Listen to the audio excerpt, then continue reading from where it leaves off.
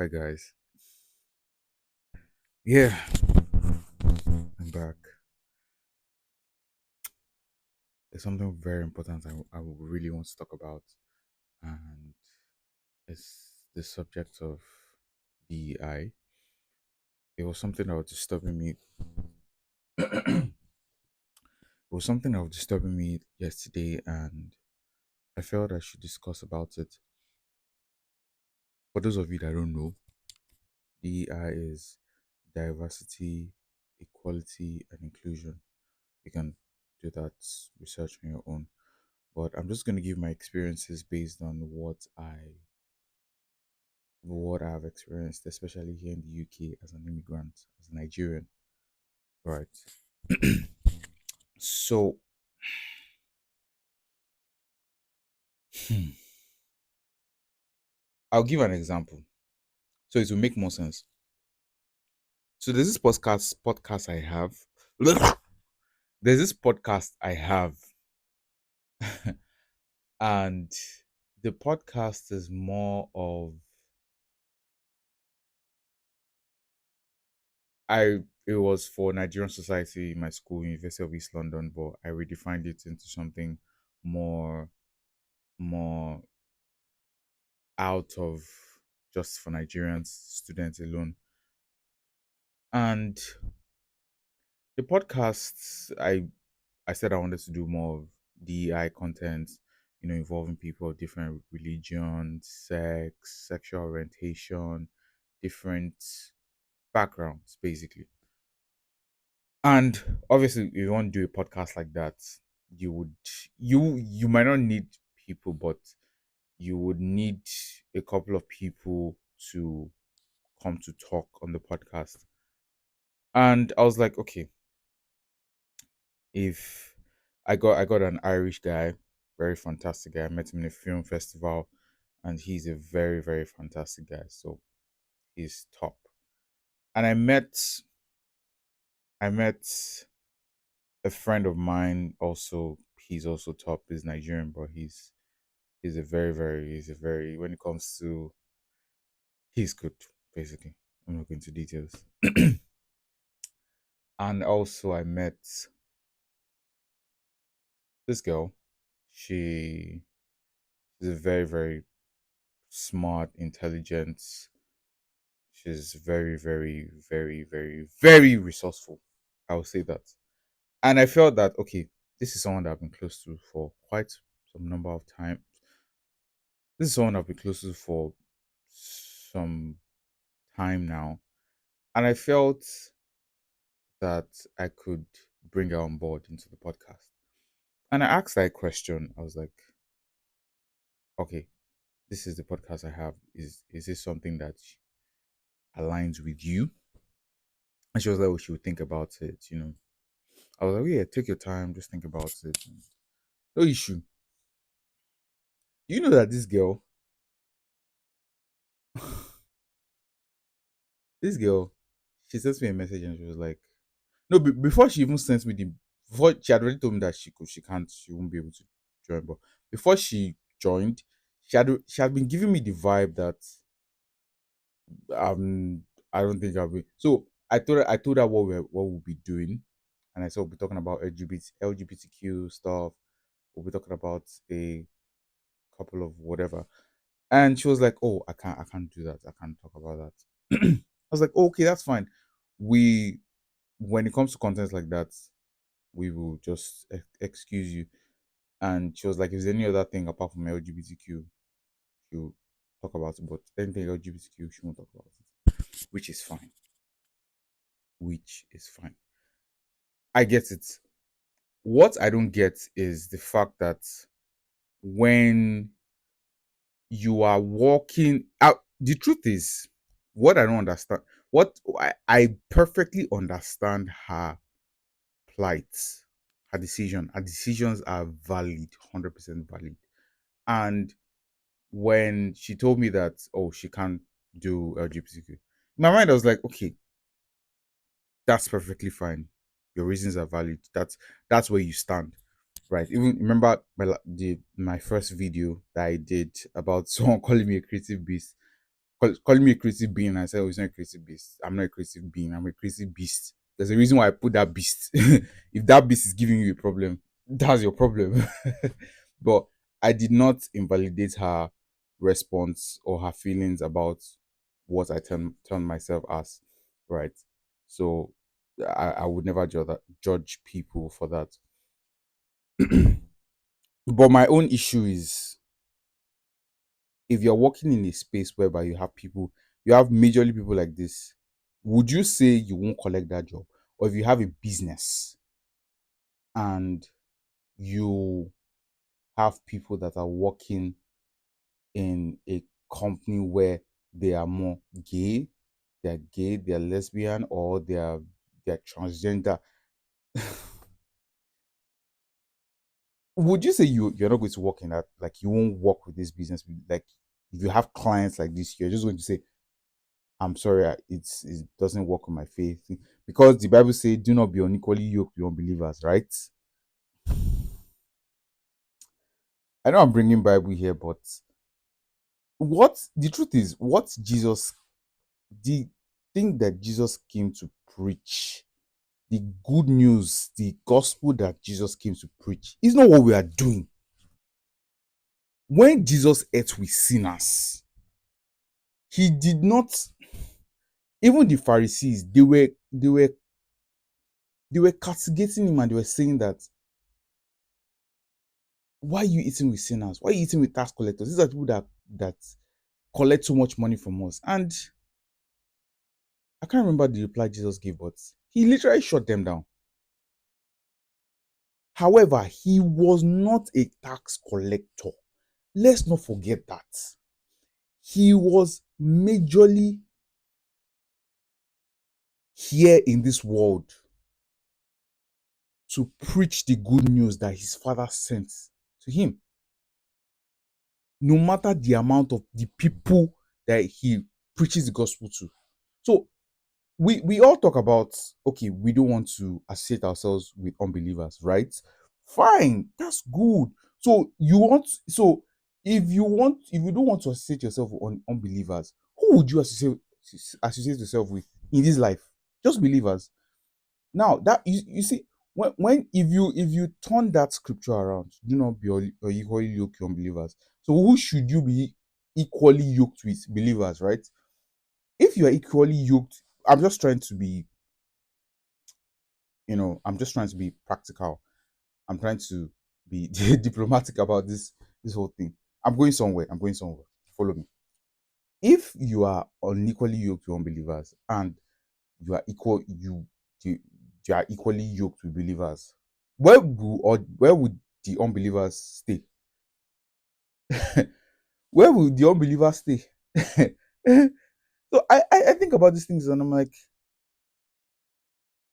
did Jesus send us to be unequally yoked with unbelievers, or to be equally yoked to believers? Which one? Like, make it make sense. You can respond in the comment section. I honestly, I want to know. If you know better, you can comment, but I just want to know. I just want to know. as one of as the pastor will say, I just want to know. So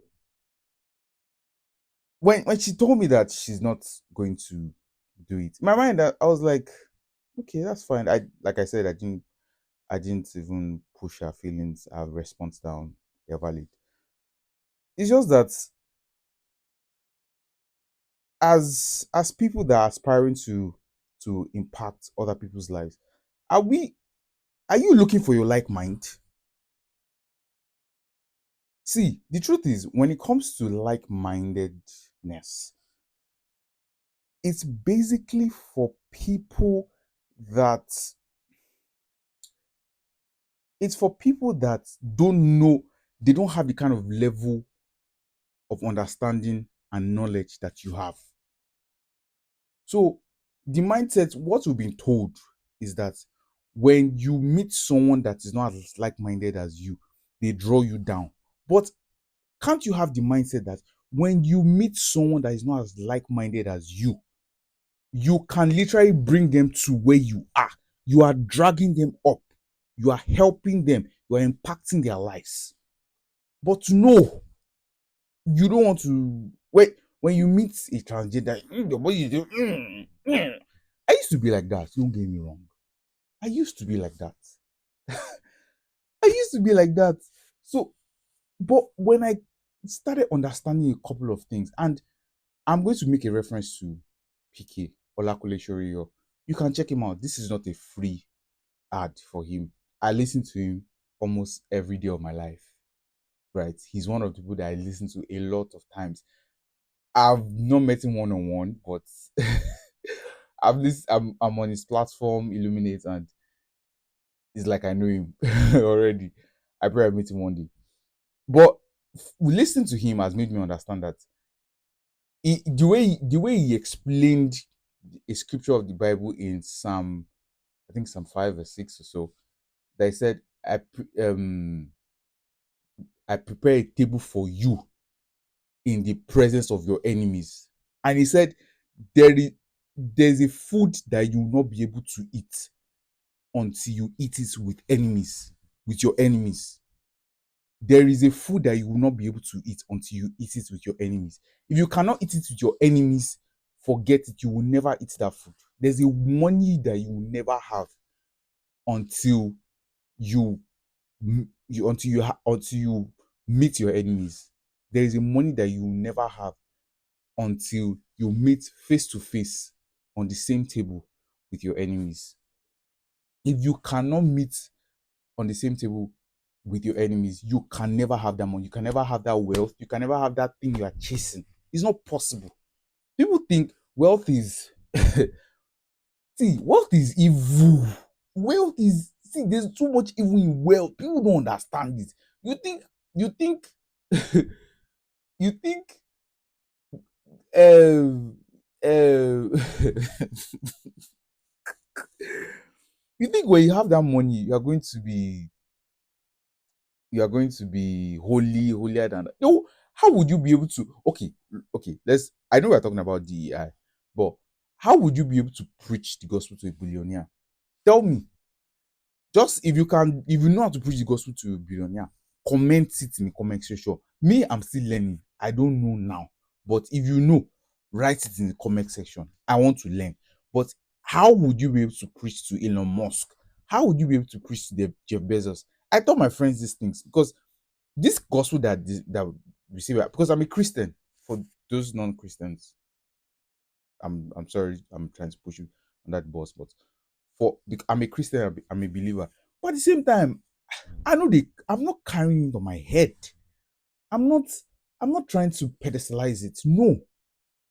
I'm I'm saying that we should not we should not push people down because of their beliefs or because they believe what they believe.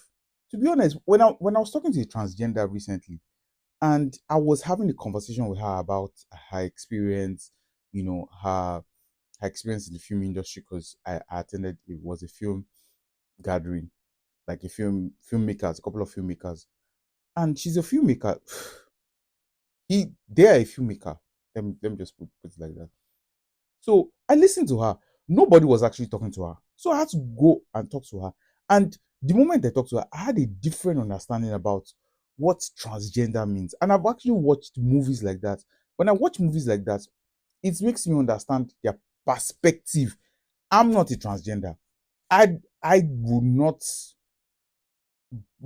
I will not put myself in that position whereby I change my sexual orientation. No, I'm a, I'm straight. I'm straight. I'm straight. And I'll forever be straight. But at the same time, if I meet these guys, what is my mentality towards them? Will I just say, okay, I'm not following these guys. I'm not talking to these guys again? No. And I'm talking to a couple. See, I'm talking to my people.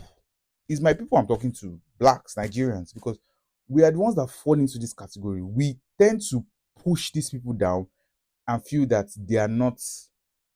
they are meaningless in a sense. Is crazy. Nobody People are not talking about these things. People are not talking about these things, but if you actually want to attain a certain level of excellence, of growth, you must mingle with these people. It's compulsory. You guys mingle with gay. You guys mingle with lesbian. You guys mingle with transgender. You guys mingle with the LGBT community. You have to mingle with them. So if when you mingle with, how will you handle the pressure? Because there's so much pressure up there. People don't understand these things. There's so much pressure up there. So how would you be able to compartmentalize this kind of people? How? Tell me. That's why I said, tell me in the comment. I don't know. Tell me. I've not reached that stage. Tell me. You can't push these people down. They are human beings. Jesus died for them. Like I said, I'm saying this thing because I'm a believer, I'm a Christian. Jesus died for them. I just this video is just teaching me that some people need to learn some certain things about life, and is what I is just a pain the way people shove other people down. Yes, you believe what you believe. You believe you are straight.